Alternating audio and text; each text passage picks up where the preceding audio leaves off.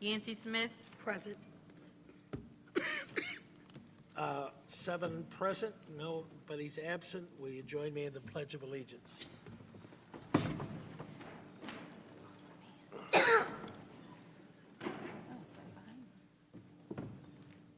pledge allegiance to the flag of the United States of America and to the republic for which it stands, one nation, under God, indivisible, with liberty and justice for all.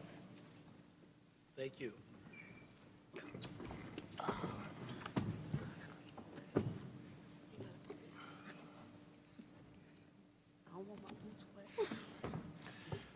Okay, the next item on the agenda is the property tax levy. Mr. Neal. So I need to call, do I need to call a public hearing for the supplemental levy? Is that what I understand? Yes. So I will call to order a public hearing within our regular board meeting for the supplemental levy, in addition to the levy we previously held the public hearing on. Good evening, Mr. Neal. Good evening. I'll just review everything real quick. There's 2 levy resolutions for the board tonight. One is the regular property tax levy. The other one is the supplemental levy, which pays the debt service, the bonds and interest. So we'll just kind of review both of them real quick. I keep abbreviating the presentation every time we talk about it. So just real quick, one of the key numbers is the CPI. That is the minimum or the maximum amount the levy can increase from year to year, and that runs from January to January. So this is the January 2025 over January 2024. CPI number is 2.9. And so that's the number we were looking at this year as far as a tax increase. The assessed valuation has gone up. I believe there's been some news in the media about that. In Kankakee, it has gone up some. So you can see that it has been steadily increasing, and it's done more so. I believe the increase was around 9% or something like that this year. And there we go. When the EAV goes up higher than the CPI, then your tax rates do go down. Unfortunately, that does not equate to lower tax bills. That just means the tax rate applied to your bill goes down. As your property value goes up, that will still increase most tax bills somewhat. I'm not going to get into all the numbers, but this kind of breaks down all the numbers. At the top half of that is the proposed tax extension, which shows all the funds that we would levy into. And then in the middle is the debt service extension, which is the supplemental levy. And so the total increase right now is looking at 4.7% over last year, which is greater than that 2.9%, but that is to capture new property. So because new property is not under the tax cap. So that's the reason that number is higher than the others. This is a little closer view of that just to kind of see it, but you can also see in the center you have FY24 versus FY25. We shifted some funds into operational funds as opposed to the education fund, and we're going to shift more of our evidence-based funding out of the operational funds into the ed fund, so it'll still balance out and be what we need in all the funds. And you can see at the bottom, there's about a $1.1 million difference between this year's levy request and last year's final levy, which again, like I said, is at 4.72%. And the bottom line is that on the school district portion of the tax bill, and we are only one portion of the tax bill, so this is just our portion. If you have a $150,000 home, that's looking at about an $82 increase in your property tax bill for the school district portion. $250,000 home would be $137 and so on. So that just kind of breaks it down a little bit. There's nothing new under the sun for this month, so just kind of refreshing your memory before you vote on both levies. Okay. If you have any questions, I can discuss it. Otherwise, that is the end of the levy presentation. All right. Any questions for the board? Any questions for the public? Hearing none, I need a motion to adjourn that public hearing. So moved. Motion by Mr. Gathing. Second. Second? Second. Second by Mr. Williams. Thank you. All in favor, say aye. Aye. Motion carries. So you're striking that. Yeah. All right, thank you, Mr. Neal. So we're good news, correct? No, he's going to do his presentation. Oh, you're going to do your We're presentation. pretending I'm That's coming what you're back up trying to do tell my me. financial report now. Okay. That's what we're doing now. I just got that message. Now Yeah, I'm- she I'm- wrote it down, you know. Anyway, just real quick, the financial report, we need to do each month, so we want to just kind of give you an update on where things are. And there's no major surprises. One piece of good news is we are seeing improvement from last year to this year in our expenditures for supplies and purchase services, which that kind of goes to, you know, when Dr. Gilbert and I are up here talking about we're trying to reduce those things, that's really happening. So you're seeing a reduction in some of those numbers, and that's starting to play out.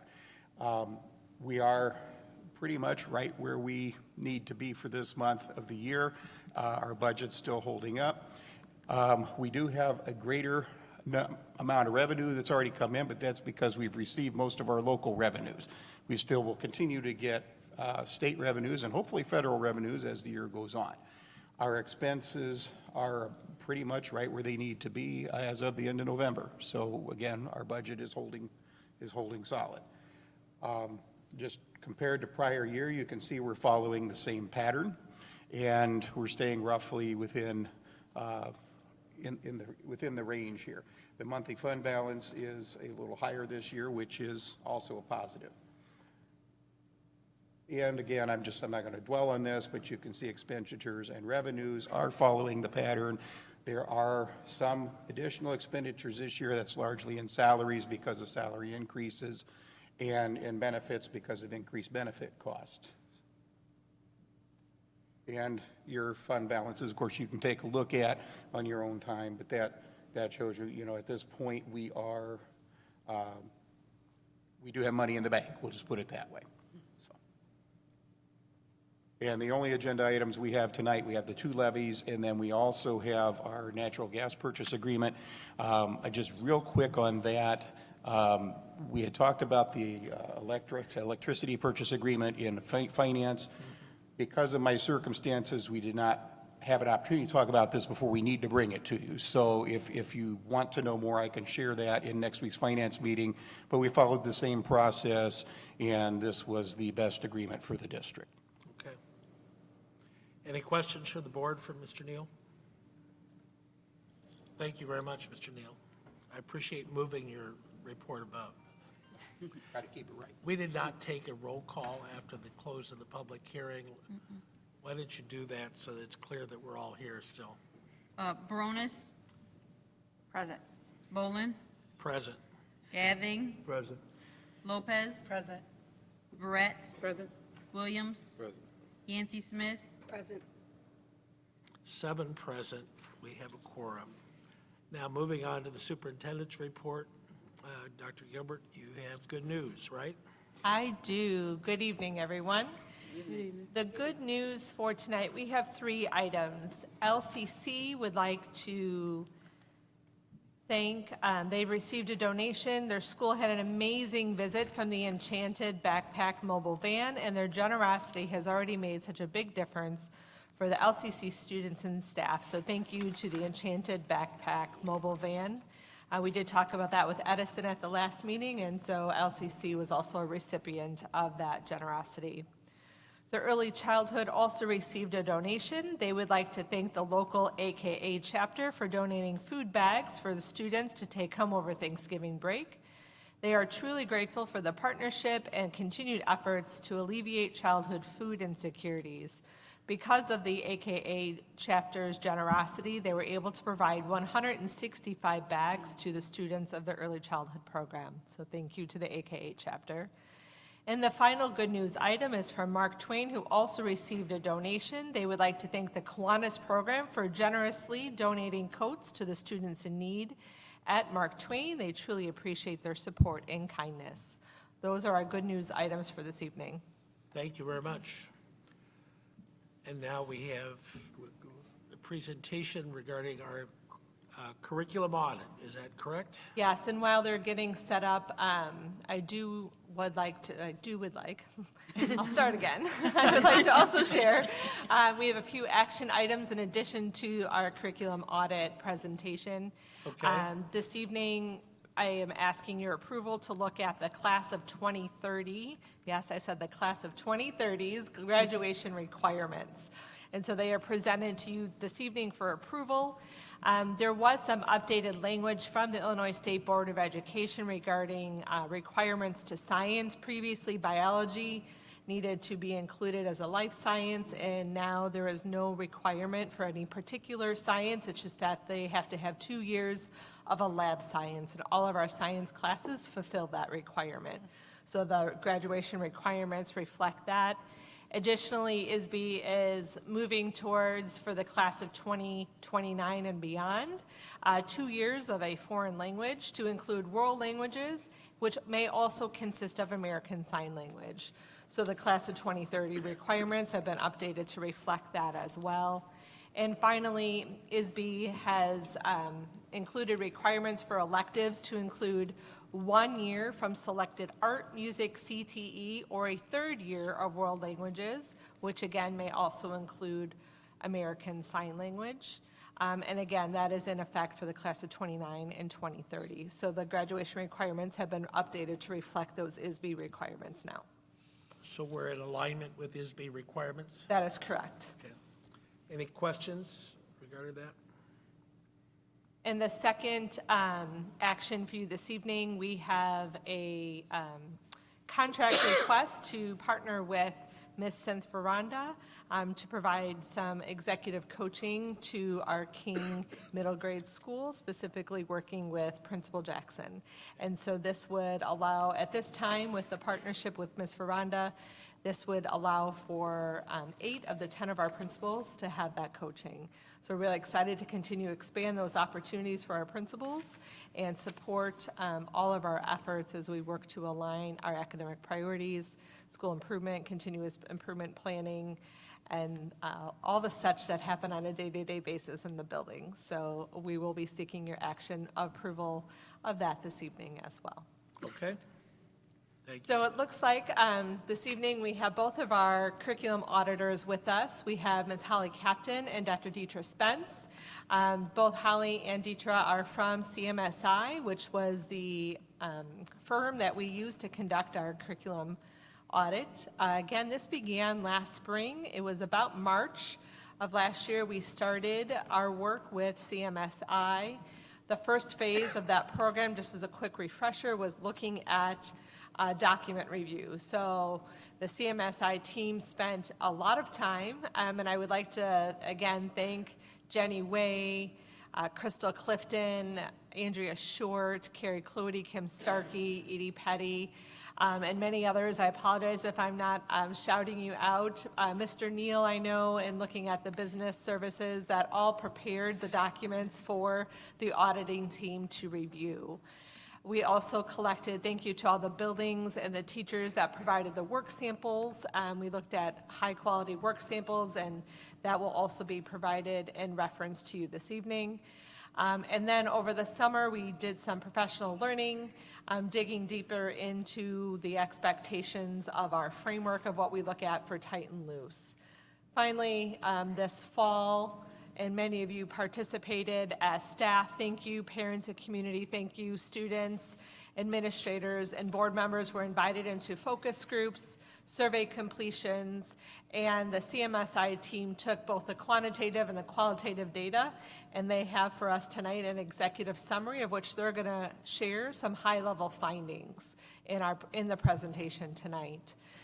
We will have a full comprehensive report provided to us that we can follow up in our curriculum board meeting or in any other juncture for the fine detailed information. But we did give Holly and Deetra a time frame this evening for their presentation. And so with that being said, I will stop and turn it over to them to begin presenting for our executive summary of our audit. Thank you and welcome, Holly and Deetra. Thank you, Dr. Gilbert. Everybody can hear me okay? You're doing Yes. fine. Okay, great. Well, yes, as Dr. Gilbert mentioned, I did put some slides together, and I'm going to pull those up right now. And I hear Dr. Lance indicated 15 minutes, so I'm actually setting a timer just to That was make the sure. board. The Board of Education said 15 minutes. 15 minutes. That's what they said. That's all right. That's okay. We'll get, I want to make sure that you have adequate time to ask questions because that's the most important thing. I will give you just some highlights from the executive summary. You have that. This is similar. I'll give you a little bit of background about the audit in general. What we do is we look to see how well the district has established clear expectations, systems, processes to define and support student learning. So the most central issue really is student learning. And so I'm going to keep coming back to that as I talk about the different findings and our recommendations. This is our model that we expect what is in the curriculum to define student learning that you want, and then you have assessments to know if that learning is happening, and that should also align with what's being taught and learned in the classroom. And so everything that we do is looking at how well these three things actually align and where there are gaps and overlaps. So this alignment is really foundational for improving student achievement, which for us is measured student learning. And that doesn't mean just on the state assessments, but on any other assessments that you have as well, including district developed assessments. So I'm going to skip these slides. So when we come in, we look at your documents, we look at your curriculum to see what is there, what are the expectations, what do you want learning to look like? And then we also go into classrooms to see what does delivery look like, teaching and instruction, and how are students being engaged. And so that's probably what I'm going to talk about the most this evening, because that is the most valuable snapshot in your district. But for us, it's the what, so it's the content that kids are learning, but also with the how. And that's the type of engagement and at what type of cognitive demand. So what's the thinking that's required when they're doing their learning? Okay, so we look at all different departments and levels of the system. So we do look at business services. We might look at transportation. We look at anything that might be somehow impacting student learning, if kids are getting in late, if they're not eating properly or being fed. Any aspect of the district, we might look at if it is somehow impeding or enhancing that alignment of curriculum.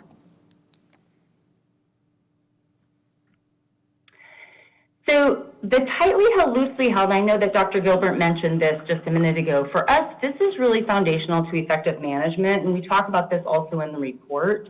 The things on the left are the things that we expect to be consistent or held tightly across the whole system. But it really only works if you also balance that with those things on the right, which we say need inherent flexibility. And so we say the things on the right are more loosely held as long as they align to what's on the left. And we say that, and that's really critical because schools need a degree of autonomy so that they can flex in response to student needs, because no students are exactly the same, and student populations can vary from building to building. So these are our 5 focus areas for the findings, and the findings are the areas where we found room for improvement, and we prioritized those based on what we felt was most impacting student learning and achievement. I'll go over these 5 focus areas a little bit more in depth when I talk about the findings, but all the findings are organized into these 5 focus areas. But first, I want to land on your strengths. We were in your district for 4 days. We had a very enjoyable time going to all your buildings, seeing the community. We were very impressed at not only the stakeholder commitment to students, because you have so many teachers who are definitely there for all the right reasons, but also just the community feel across the whole district. And that was something that many stakeholders mentioned during interviews and when we talked about strengths. We also heard about the board's support for the current administration and the hiring of Dr. Lance, and that there is now a perception of leadership as being more positive and more collaborative and transparent, which is very good for climate. We also heard about all the extensive opportunities that you provide to your students, especially extracurriculars and at the high school and for athletics, as well as dual enrollment. And then finally, we wanted to mention the magnet programming and the innovation that you all celebrate. And that is very important to us too, and we value that. And so we have also included that in our recommendations. Because that's something that parents mentioned as being something that they also valued. And then finally, your plan to do strategic planning, which is very timely, and I know that this report is part of that process, which we're very excited about. It's important to mention these strengths because it's part of that foundation of the capacity that already exists to build on. And obviously there's room for growth, and you know that. You know that you want to improve, particularly your student learning, but you have some really great things going on in Kankakee, and it's really important to us that we affirm those things and build on them. And so you'll see that woven throughout the recommendations as well. So, focus area 1, we had 2 findings. And basically, they relate to vision and accountability, which means how well have you established a clear vision, philosophy, beliefs, expectations for the whole district, and then what kind of planning and organizational management exists to support it. Your policy is absolutely compliant with state requirements, but for us, it is not sufficient to fully direct curriculum design, development, and its delivery. Your curriculum policies are pretty sparse, so we have some recommendations around that. And then as far as planning goes, you need plans. And you've got strategic planning starting up.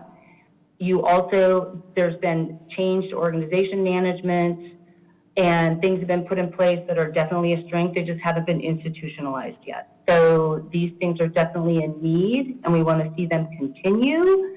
And we'll give you some clear recommendations and action steps to do that. So focus area 2 is our focus area that's on curriculum and what has been put in place for documents that define student learning, what it's supposed to be, and also support the teaching of that in classrooms. There is an older curriculum management plan in place that's from 5 or 6 years ago that is pretty obsolete. It's not fully, it's there, it's not being followed, it's not actually sufficient to direct curriculum design and delivery. And the curriculum that you do have, because you do have curriculum documents, but they're more in the form of pacing maps. But that's a good start. That's a very good start. But I would say that curriculum in the district is more defined as resources that have been adopted and that are available to the teachers rather than something district developed that guides teachers in what and how they teach. We also then looked at those resources for their quality and alignment, since they are playing such a huge role in directing instruction. And we found that the resources themselves really aren't fully aligned to the standards, nor are they fully aligned to your ACT and IAR, the state assessments.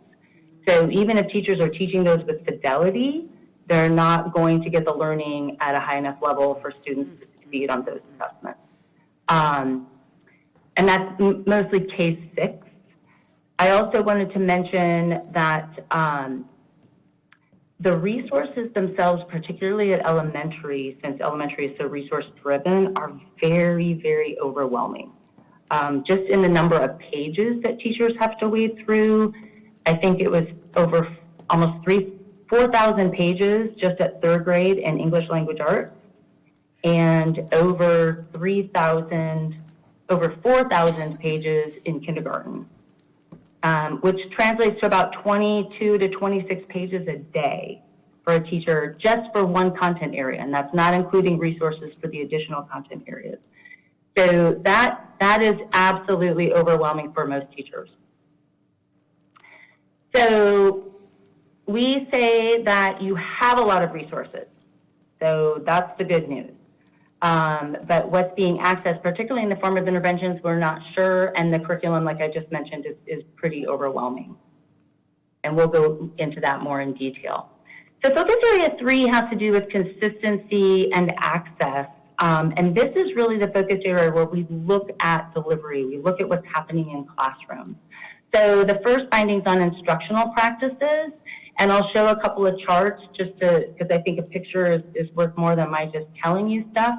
But the teaching in classrooms is mostly whole group, direct instruction, and students were observed most of the time doing seat work. And it was pretty low level, so it was not super cognitively demanding. It was very basic, low level tasks, which, by the way, is what we find in a lot of your resources too. Then the next finding is on equity and climate and access issues. And not all of your students have equal access to all of the different programs that exist. And I'll talk a little bit more about that. So here's a chart from our observations in classrooms that teachers were seen most of the time doing large group direct instruction that was more teacher-centered, which means not conducting a discussion, but doing more lecture, or they were sitting and monitoring student work. And then for the students, we saw them doing seat work, doing practice activities at their seat at a lower level. And then the second and third most observed behaviors were then listening, and either listening actively or listening passively. So actively is when they're engaged, they're taking notes, they're interacting, but if it's passive, they're just sitting and literally listening and not participating in any other way. So for some of the access issues, we found that for your GT program, your Black students are, if you see the dark bar, that's their representation in the total district enrollment. And then the light aqua bar is their representation in the program. And so for Black students, they're about, they are half as likely to be identified for gifted and talented. Hispanic students were right on par, and white students were about twice as likely to be identified for gifted programming. For discipline referrals, we found again that Black students are overrepresented. Hispanic students are actually, Hispanic and white students are underrepresented, and males also are slightly overrepresented, although not as highly as in some cities. So I included a few charts on climate perceptions because I think these are always helpful to see. And by and large, climate issues perceptions were pretty positive from both students and parents. And these were questions regarding racism or discrimination. And 70% of your students said that they have not, that they do know who to go to if they've experienced discrimination. And then about 2/3 said that they also, that the school works to address it. But as far as feeling safe at school, well, it's over 2/3 of kids report feeling safe at school, whereas another about 16% said not. And about equal percentages report feeling like they belong or that they don't belong. So about 17% feel like they don't belong, and then the remaining percentage just weren't sure.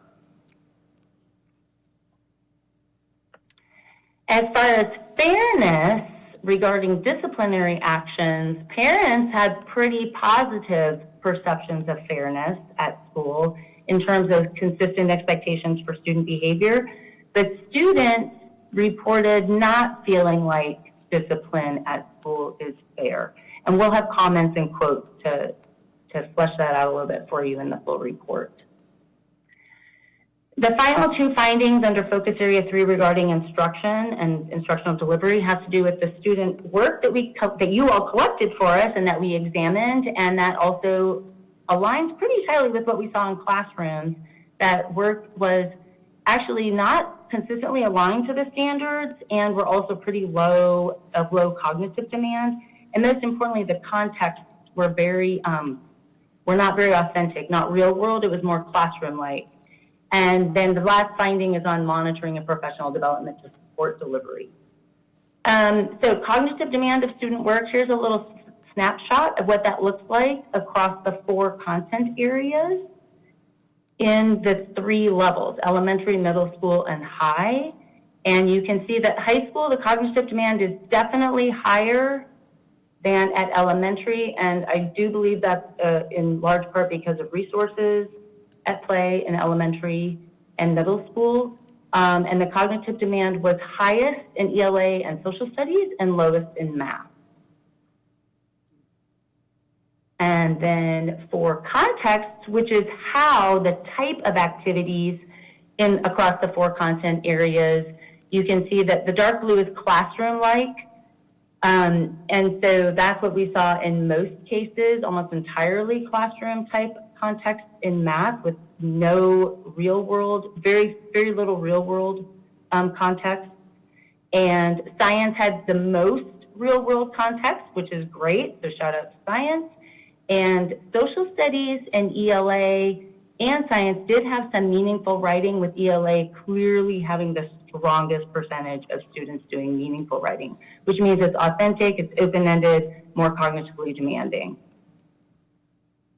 And then this is just a snapshot that we did on the diversity and authenticity of literature. So authenticity of literature refers to, is it a book that you would typically find in a library or even in a bookstore? And we found that as far as created literature versus authentic, at elementary and at kindergarten and 2nd grade, it was almost entirely contrived, created literature, no authentic sources of lit. And then at 4th grade, then there was a big jump in authentic literature from the samples that we collected. And then as far as diversity, we had very little diversity at high school and higher diversity at the middle grade. That was where it was the highest. And we give a little more detail on that. So just the big takeaways with focus area 3, that student engagement, I want to be careful because this is no condemnation of teachers. This is really about teachers doing the best they can with what they've been provided. And the resources, I would say that a lot of these charts are more indicative of the limitations of the resources that they've been provided, and also with very little direction on how to use them most effectively. And so that's an area of great need across the district. So focus area 4 is on assessment, and you have some gaps in your data. You have no planning, directing assessment, and the use of data across the district, but you do have assessments. You have formative assessments, you have the STAR test, you also have common formative assessments that are district developed, and that's a real strength. And so we want you to continue to do that and to really build on those. And so this final chart has to do with years to parity. So you have some gaps in your achievement trends. And what that means is you have some groups that are not performing on par with other groups. And so what we do is we do a process where we look at what happens to those gaps over time. And if everything remains constant, we determine how many years it will take to narrow the gap. So on the left, in math, you can see what this chart shows you is that any gaps in achievement between white and black students, white and Hispanic students, black and Hispanic students, children who receive free and reduced lunch versus those who don't, so economic disadvantage versus those who are not low income, non-low income, those gaps are actually widening and have widened over time. In ELA, it's a little bit different, and this is using IAR data. The same groups The gaps are widening with white students and black students, and between white students and Hispanic students, between your low-income and non-low-income students, and then your students who have an IEP versus those who don't. That gap has narrowed significantly. And if everything remains constant, will continue to narrow and be eradicated within 13 years, 12 years, which obviously is too much time, but that's still that's significantly different than the other gaps and what's happened in math. So, the last one is focus area 5 on productivity, and that's where we look at your budget, which you already know you have a deficit budget and budget management practices, and also looking at budget planning, technology planning, and program evaluation. So we had findings around those things. And so in addition to the findings, we have 6 recommendations. And the recommendations are grouped by the work. So they're not by focus area, they're clustered by the work that has to be done. So we have recommendations, and the very first one, and these are in order of priority in our opinion. The very first one is on establishing a clear vision for what you want student learning to look like in classrooms. Are you okay with kids doing seat work? Are you okay with kids working at very low level work? I think that's something that is an exciting part of this process, is just visioning, hey, we have some innovative programs that we want to really build on, and what do we want learning to look like, and do we want learning to be vibrant and exciting and challenging and interesting as well as authentic. And so we want you to really think about this as district leaders, making this vision central for all that you do in planning. Because then the plans are really about how do we coordinate everything and everyone, as well as all of our resources, to make that vision a reality. Our second recommendation is on curriculum. You need written curriculum documents that help teachers navigate the resources, define what mastery looks like, and help teachers make better choices from the resources and just know where to find what, and also make all of it feasible. It's just so overwhelming that teachers don't have enough time in a day to sift through everything that's there, and a curriculum document can help them do that. It can prioritize what's the best and most important of everything that you have available to you. The third recommendation is about how to support delivery. So based on that vision, what you want that to look like, and what you want student learning to be, how do we then coordinate everything, train, provide professional development, and coach teachers so that that becomes a reality. And we're very much in support of a coaching model and being very collaborative in this process, because teachers should be involved in this from the get-go, since they are the ones who need to be doing the work. Our fourth recommendation is on budget planning and financial management practices, just so that you're making the maximum use, the most effective and efficient use of resources. And then the fifth recommendation is on assessment, having a plan to direct it and being clear about what do we expect from our assessment and the data, and what should they tell us, and how do we use it in planning instruction. And then the sixth one is on technology and program evaluation. So I'm going to stop there since I'm over time. And I want to pause and ask if anybody has questions, and if I need to go back to any slide, I'm happy to do that. So, board members, that's a lot of material. Yes, it Thank you is. very much. That's 250 pages it will be when it lands, so. okay, well, that's less than 4,000 pages, or however many we were Yes, expecting. it is. So, And you have a 20-page executive summary. very good. Thank you. Any questions, any comments, any input? This is huge stuff. Yeah. Are you surprised by anything, board members? No. Not surprised, I just appreciate some clarity and some direction, especially direction on, and recommendations on how to better shift in the direction that we need to go. So yes, thank you for the clarity on a lot of the information. Anybody else?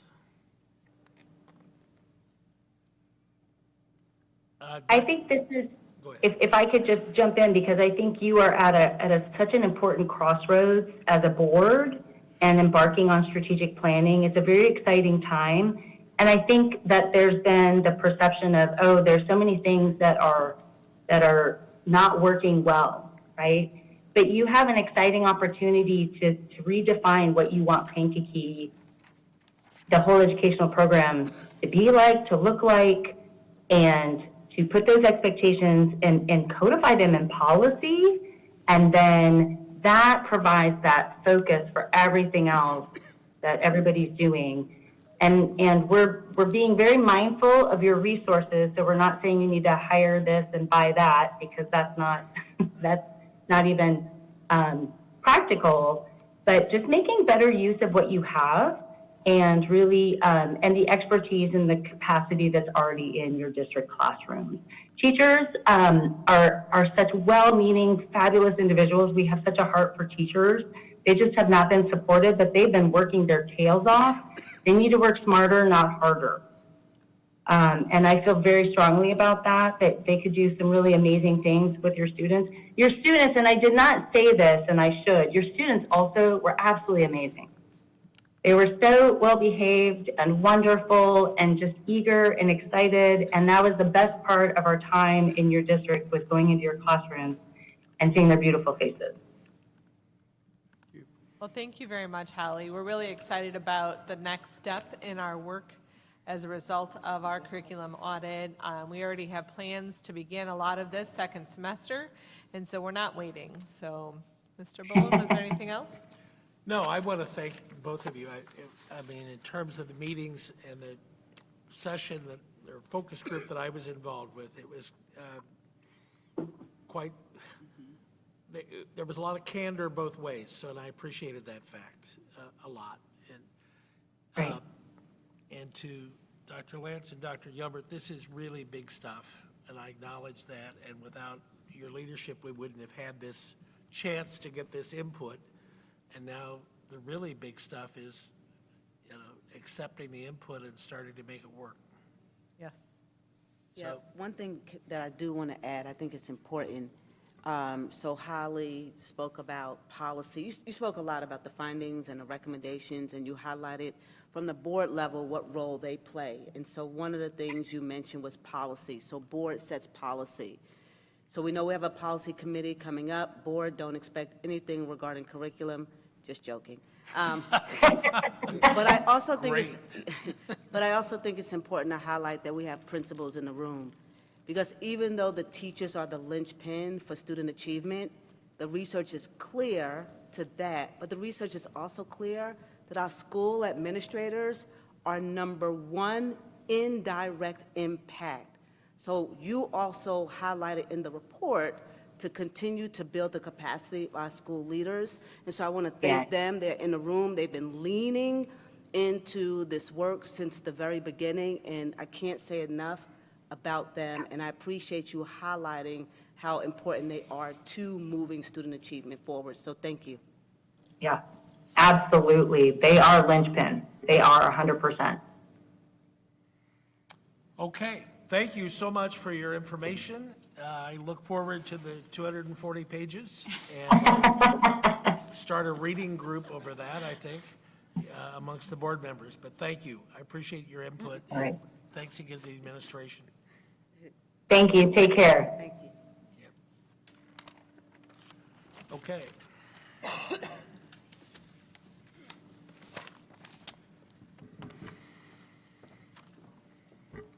So we're moving on along to student services and diverse programs.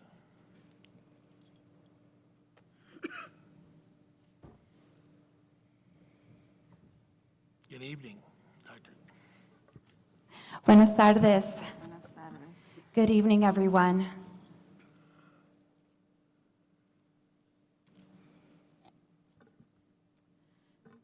So I'm, is it not?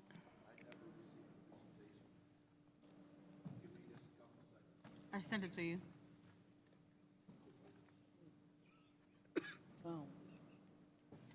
So the board has it if you want to just start speaking to it. I will start speaking to it. So let's try this again. Buenas tardes, good evening, board. Superintendent Lance, community, and colegas. Tonight, we're going to talk about attendance. So I want to start off, first of all, with a note of gratitude. Dr. Lance just talked about our principals, and they were actually top of mind as I was getting ready for this evening's report. As Dr. Lance said, everything rises and falls with the leadership in our buildings. So our principals are instrumental, and so I want to start off with a note of gratitude. We're going to focus on attendance, and I have to say just how impressed and appreciative I am of our school leaders and the way that they have organized and mobilized their school communities around attendance. It really comes down to building a sense of belonging and for kids and families to want to be in our buildings, and that's what's at the heart of that work. So I want to thank our principals and our assistant principals. I also want to thank our director, Kim Starkey, and our supervisor of student support services, Dr. Todd Hall, because they are doing the same thing at the district level, organizing and mobilizing our district community around attendance.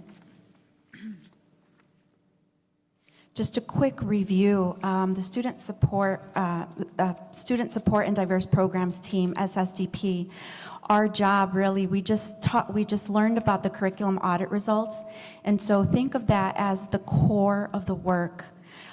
Those core indicators of success for our district and for our students. Think of our team as those elevating indicators that support that core work. And so we describe our work as the team that removes those barriers and builds those pathways for students to have access to high quality grade level instruction. We're focusing tonight on attendance because the bottom line is if you're not in the building, if you're not in school, you're not learning. This is our team, Student Support Services, led by our very own fearless Wonder Woman, Director Kim Starkey, Dr. Todd Hall, our Supervisor of Student Support Services, and Barnetta Harris, our Homeless Liaison. And I am an honorary member of all of our SSDP departments. And so with that, I'm going to pass it over to Kim Starkey to launch us into the work that we're doing around attendance.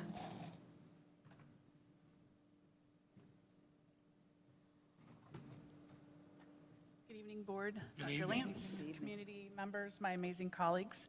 I have the honor of presenting our work that we've been doing this year on attendance, and I bring you more graphs. I know you're going to be really excited, so We needed that. I'm going to make it super exciting for you. So our goal this year is to get kids back in the building. It has been a challenge, and our numbers have not looked great. So we just want our kids in the building because we know once they're there that we can support them as a whole child in all different ways. So we are ensuring that students have access to the academic, behavioral, social, emotional, and mental health supports, which is why we want them in school. We want them to be successful. Our focus is social emotional learning and mental health, and that works through our SEL coaches, through the Capturing Kids' Hearts program, the Reminded curriculum, along with SEL curriculum providing tiered and emotional support, as well as behavioral supports. We're working on the attendance and engagement, so planning the supports for the schools, meeting with their teams, meeting with the leaders, and supporting in any way that we possibly can. Working through our MTSS process, through those tiers, so as we look at the tier 1, which is all of our students, and then narrowing it to those students who need extra levels of support. And then finally, our crisis response and safety, and making sure that all of our students know that we're here for them and that we can intervene if there's additional crises for our students. So why attendance matters. So the chart that you have here is a graph of kind of what the attendance has looked like across the United States. So you'll notice that in 2020, we had that the chronic absenteeism was at 11.9%. And then in 2021-22, it was at 29.7%. And then in 2023, it was 27.8%. So that means across the United States, we saw a huge growth in the number of students who were chronically absent. And according to the research that's been made at the current rate, if we continue at the current rate across the United States, it'll take us until 2030 to fix it. So Kim Starkey's goal is not 2030. I want it to get back to where we were, so that's our goal. So we're looking at those early warning indicators. What is the cause? What is something that's driving this chronic absenteeism? And that typically is that first sign of support. So we look at the student academically, socially, and emotionally. We also look at the equity impact. The attendance gap often mirrors the opportunity gap. So improving attendance helps us ensure an equitable access to instruction and enrichment, just like we just heard. The community connection. Schools with high attendance rates typically reflect stronger family engagement and positive school culture. So we must build school cultures where every student is known, valued, and present, because showing up is the first step to success, and that is our true goal this year. So what is chronic absenteeism? So chronic absenteeism, you will always find it on our school report card, and it's counted as part of our grade, for lack of better words. And so when they look at chronic absenteeism, we're looking at students who miss 10% or more of the school year. That includes excused and unexcused. So oftentimes parents will say, well, I called in, but it doesn't matter. Those absences count regardless of why they're absent. So we're really trying to get the point across to all families so they understand that no matter what, those absences count. And so we just want to make sure that we're really informing parents so they better understand the process. No matter what, they're missing that instructional time, and that's what we don't want. So when we look at a 4-year trend, so this is information directly from the school report card from the state. So we look at the state, and I started at 2022 because, as you know, 21 and 20 and 21, it was a hot mess. That's my special word for it. But I started in 2020 because or 2022 because that's when things started to come back into what we typically call a normal school day. And in 2022, the state rate was at 30%, and the district rate was at 60%. So in this situation, we obviously want our graphs to go down. We want it to show that our numbers are getting better and better every year. And as you can see, for the most part, many of our schools have made huge gains since that time. So we're making progress. This is a snapshot of this school year. So what I did was I took in October, at the end of October, I believe we had 43 days, if I remember correctly. We had been in school for 43 days. So I took a slice of the pie in October for any student who had missed 4 or more days. And so you'll notice that for the district, we were at about 30, I think it was about 33%. And then you can see each of these schools marked in the blue here. The red represents the month of, when I took a slice of the pie in November. And at that point in time, we had 71 days at the end of November. That doesn't make sense, does it? Sounds good.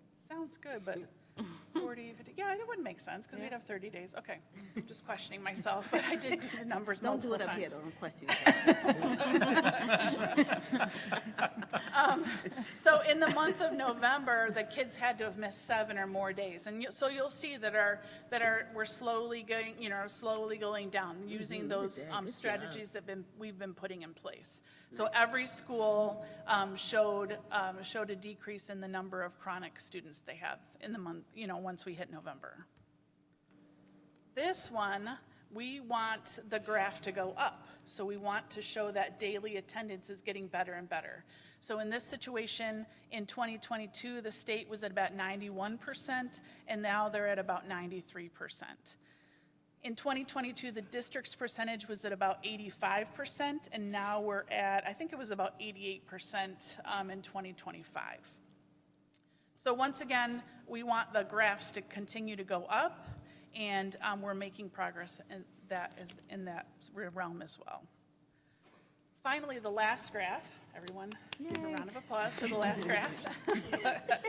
This will show the average daily attendance for this school year thus far. So you'll see the average for October 1st, and then you'll see November. And you can see every single school make growth.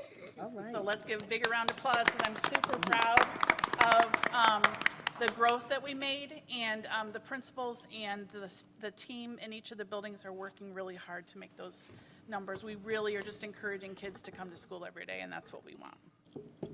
So our goal is to reduce that chronic absenteeism number. So last year, we were at 46% of our kiddos that chronic absenteeism.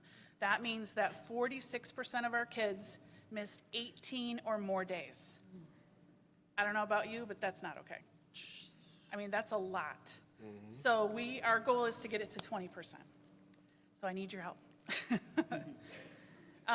Success is earned one day at a time. We can't do this overnight, but we sure can encourage our kids by showing up. So our strategies, like I said, we're working on the early identification. We're communicating with families. I'm sure you've seen the Parent Square messages that have been going out celebrating, as well as showing pictures of the different things that are happening in the buildings. The principals have come up with some really cool ideas to just encourage kids. We're also developing those leadership plans and analyzing the data on a biweekly basis with each of the buildings, and identifying the challenges that we see happening, and then working together to share ideas. We're also working on targeted support, so removing those barriers, partnering with our community agencies to address maybe some transportation or health or social emotional barriers, as well as expanding our wraparound services. Creating that positive school climate and belonging. So Dr. Lance's message this morning talked about how we want teachers to be greeting students at their doors. And when they leave the rooms, we want them to say, hey, it was so great to have you in class today. Just something simple like that is huge to kids, recognizing that we are so happy that they're there. Also, working with Capturing Kids' Hearts and strengthening our relationships there. And finally, our community involvement. We're working with different businesses that have expressed interest to partner with our schools, and so that we can all learn and grow from each other as well. Thank you so much. Any questions? What do you need from us? Any support that you can give. Even if you come into the building greeting our kids, expressing that you're glad that they're there. If you see students out in the community during the school day, like, hey, you're missing school, why aren't you there? You know, we really want you to be in school. If you hear of a student that's struggling, let us know so that we can definitely reach out. If you hear of a family that's struggling, you know, we have resources that we hopefully provide, but sometimes we just don't know some of the struggles that they're going through, so we just want to make sure that we're walking alongside them. You want them to do home visits too? Sure, I'd love to bring you along. I thought you said that. Yes, I'll get the van, I got you. Get the van. No, get the Suburban. I'll drive. I just want to thank, again, as Ms. Starkey said, the administrators, you know, going through the buildings, it's so nice to see just things in the hallway promoting attendance, and even on social media, just seeing the celebration. And I think it's important also not only to celebrate the students, but also celebrate the parents, because, I mean, you have to get them here. And so seeing the growth in attendance, it speaks well for our families and our caregivers that you are doing an effort as well in getting your students to school. So thank you to the families and caregivers as well. A special thank you to Rebecca Park. She's been working, helping me with the community piece of things, and we are working on posters to get in business windows and decals to encourage everyone that we're all part of a team and that we want everyone to work together and get our kids in school. Very good. Any other comments, questions? Thank you so much, and keep it up. Thank you. Nice job. Let me know when you want Dr. Lance and I to do a home visit. I know where you live. Nice job, buddy. Okay, there is no principal's report due to illness and surgery, So we'll move on to public comment. And Mr. Robert Ellington Snipes is our speaker for the evening. Board of Education, Superintendent, there's something unique about the word attitude. If you look at the word attitude and apply numerical value upon it, you'll discover that there's something surprising. Giving A as the first letter of the alphabet all the way to Z, which being the 26th letter of the alphabet. A being the first letter of the alphabet, T being the 20th, T being the 20th, I being the 9th, T being the 20th, U being the 21st, and then D being the 4th, and then E being the 5th. When you add the sum of the digits, it equals 100%, which lets us know that attitude is 100% of everything we do. So it's in proper sequence and in order to say attitude of gratitude in this season, 12 months that you all come diligently to the Board of Education, putting your time into your efforts. And for your efforts, I'm going to double your pay by 100%. Don't have to thank me, just sit back and appreciate it. But want to turn around and do let you know that though we're in the community, folks are watching on whatever can be, besides all the comments, some of them good, some of them bad, some of them in between. You still have to harbor and move on for the interest of our students. I want to take you and give you a personal thank you because sometimes they don't thank you for what you do, realizing that a lot of what you do is volunteerism or whatever, and I've done it for over 30 plus 40-some years, and so I do know when you sit in those seats. But sometimes it's just good. Elder Cos once said, it's a poor duck that don't praise its own pond.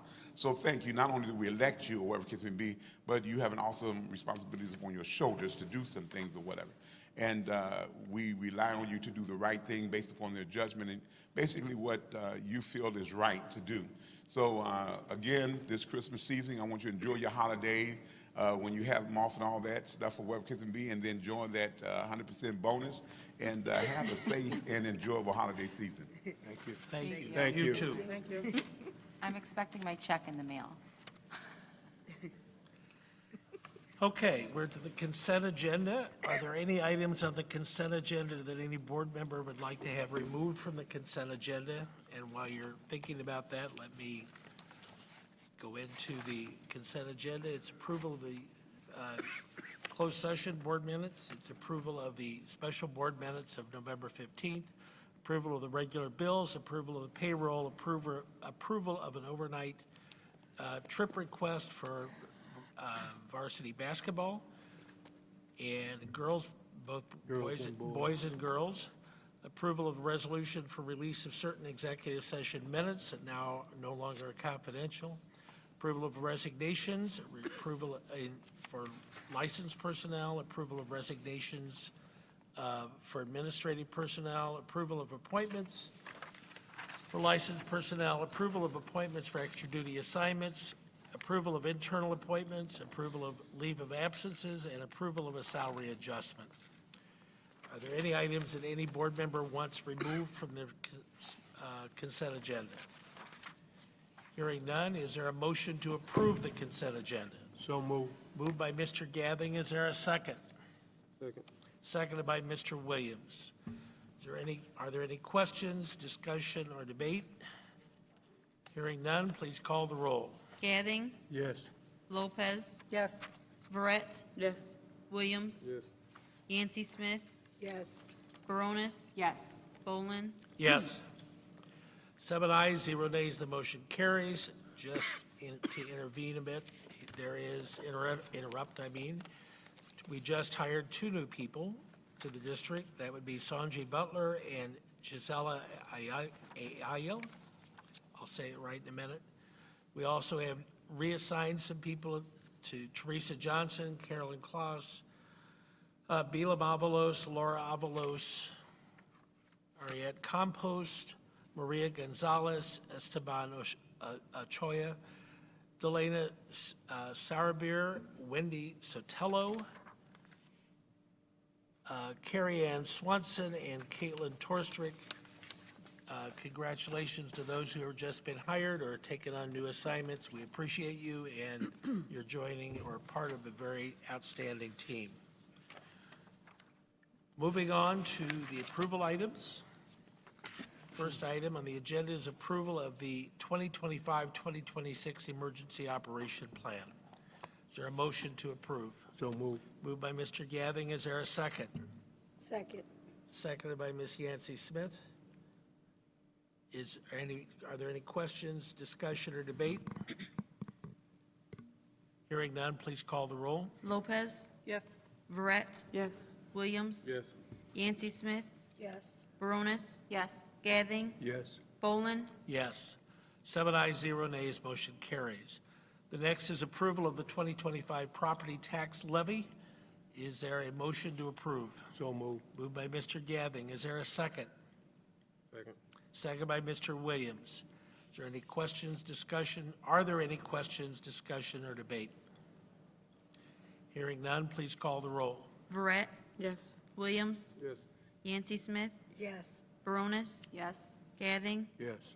Lopez, Yes. Bolin, Yes, 7 ayes, 0 nays, motion carries. The next is approval of the consideration and action on the resolution for the supplemental property tax levy. Is there a motion to approve? So move. Is there a second? Second. Second, motion by Mr. Gathing, seconded by Mr. Williams. Are there any questions, discussion, or debate? Hearing none, please call the roll. Williams, Yes.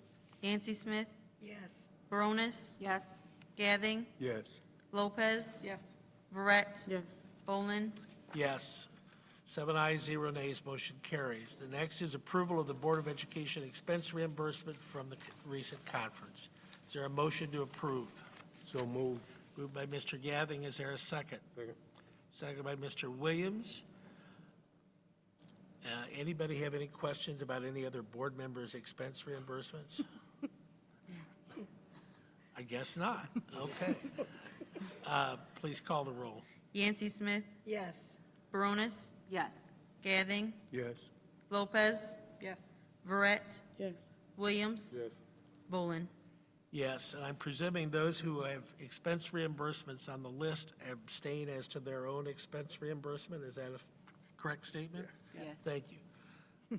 7 ayes, several abstentions on specific items, 0 nays, motion carries. Next is approval of the IGS natural gas purchase agreement. Need a motion to approve. So move. Motion by Gathing, is there a second? Second. Seconded by Mr. Williams. Any discussion, questions? Mr. Neal? Okay, hearing none. Please call the roll. Baronis, Yes. Gathing, Yes. Lopez, Yes. Verret, Yes. Williams, Yes. Yancey Smith, Yes. Bolin, Yes. 7 ayes, 0 nays, motion carries. Next is approval of the graduation requirements for the class of 2030. So move. Motion by Mr. Gathing to approve. Is there a second? Second. Seconded by Ms. Yancey Smith. Any questions, or is there any discussion or debate? Hearing none, please call the roll. Gathing, Yes. Lopez, Yes. Verret, Yes. Williams, Yes. Yancey Smith, Yes. Baronis, Yes. Bolin. Yes, 7 ayes, 0 nays. Next is approval of a resolution for the Board of Education, be us, regarding intent to hold public hearings for the proposed closure of the Edison primary. The resolution specifically would be to hold 3 public hearings in accordance with Section 10-22.13 of the Illinois School Code to consider the closure of Edison Primary School. The dates for these hearings would be December 19th, 2025, January 7th, 2026, and January 8th, 2026. The superintendent, if this passes, will be directed to publish required notice for these hearings at least 10 days prior to the first public hearing. Is there a motion to approve that resolution? So moved. Moved by Mr. Gathing. Is there a second? Second. Seconded by Mr. Williams. Are there any questions, discussion, or debate? Just from a public standpoint, this is not a joyous moment to have this resolution. It's a painful part of the process of making sure that the school maintains financial stability. Sarah, please call the roll. Lopez, Yes. Verret, Yes. Williams, Yes. Yancey Smith, Yes. Baronis, Yes. Gathing, Yes. Poland, Yes, 7 ayes, 0 nays, motion carries. Next is approval of a contract with Sunbelt Staffing for a nurse at, for a one-on-one nurse at Pregler. Is there a motion to approve? So move. Moved by Mr. Gathing, is there a second? Second. Second by Mr. Williams. Any questions, discussion, or debate? Hearing none, please call the roll. Verret, Yes. Williams, Yes. Yancey Smith, Yes. Baronis, Yes. Gathing, Yes. Lopez, Yes. Poland, Yes. 7 ayes, 0 nays, motion carries. The next is approval of a contract with Synth Veranda for the balance of the 2025-2026 school year to fill in a position as a coach for administrators. Is there a motion to approve? So move. Mr. Gathing makes the motion. Is there a second? Second. Mr. Williams seconds. Any discussion, questions, or debate? Just for clarification, all the principals have this. I'm sorry, can you speak into the For microphone? clarification, all of our principals have this support, we're just adding another, right? Correct. Any other questions? Please call the roll. Williams, Yes. Yancey Smith, Yes. Baronis, Yes. Gathing, Yes. Lopez, Yes. Verret, Yes. Poland, Yes, 7 ayes, 0 nays, motion carries. The remainder of the agenda includes information regarding FOIA requests, previous bill run, monthly report, and recommended policy changes, which are here on first reading, and then the executive summary of the curriculum audit, which we're going to spend a lot of time on, I have a feeling. Calendar notes, the public hearings on the Edison issue will be December 10th. That'll be at 11:30 in the 19th. December 19th. December 19th, sorry, I'm looking at December 10th. December 19th, that's a day, or at noon, 11:30 for that hearing. Then January 6th and 7th, 7th and 8th. No wonder I'm looking at the wrong thing. January 7th and 8th will be evening meetings, and those will be public hearings for any public input regarding the issue of closing Edison. The remainder of the calendar notes are in the agenda. Anyone else have any comments for the good of the order? You didn't put my birthday on the calendar, it's January 6th. January 6th, okay. That's a day, that's an infamous day anyway. All right. Any other comments? Then I need a motion to adjourn. So move. Second. Mr. Gathing makes that motion, Mr. Williams seconds that motion. All in favor, say aye. Aye. That motion carries. I wish. I wouldn't want to go back.